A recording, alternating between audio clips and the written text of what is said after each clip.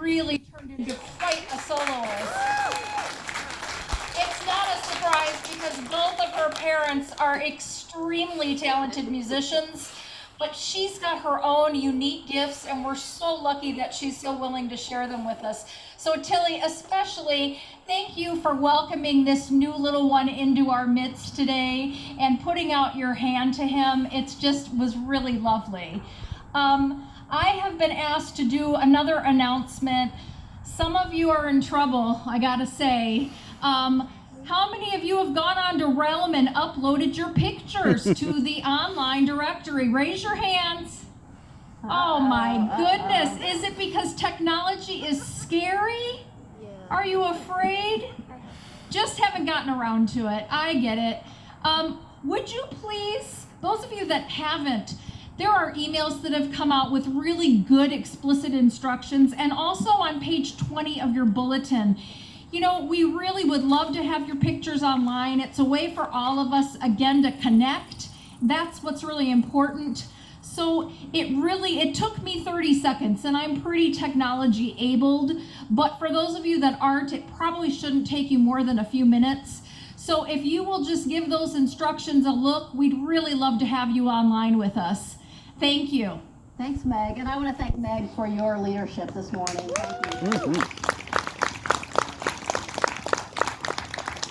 I want to introduce this gentleman here. Aaron, would you stand up? Aaron Twait is our new intern. Woohoo!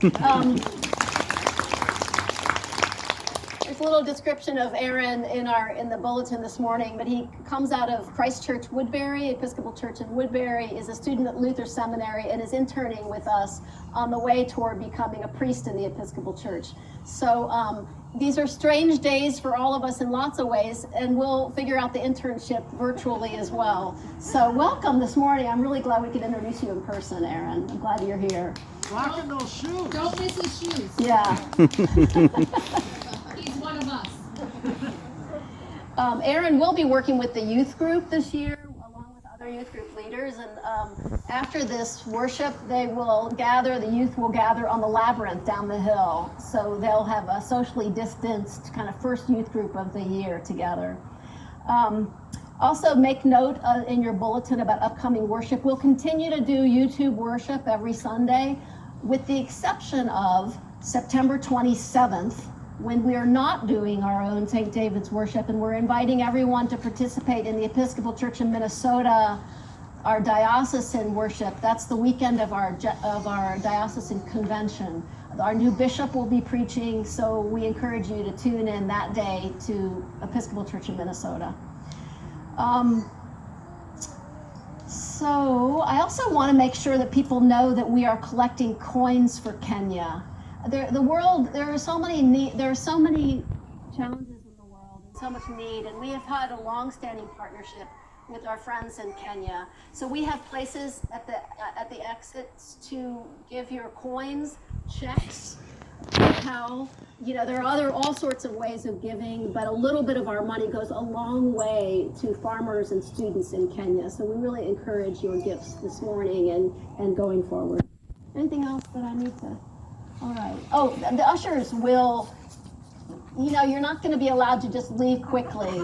And human nature is that we want to draw closer to each other. It's really hard to stay apart. So just continue to be disciplined and hug from afar. And our ushers are going to actually see us out instead of us just kind of having a free-for-all leaving. So you can just kind of chill, hang out, wait till it's like a wedding or something, so just hang out. But thank you for being here. It's really, really, really good to see you. So please stand, if you would, for the dismissal. Let us go forth into the world, rejoicing in the power of the Spirit. Thanks be to God.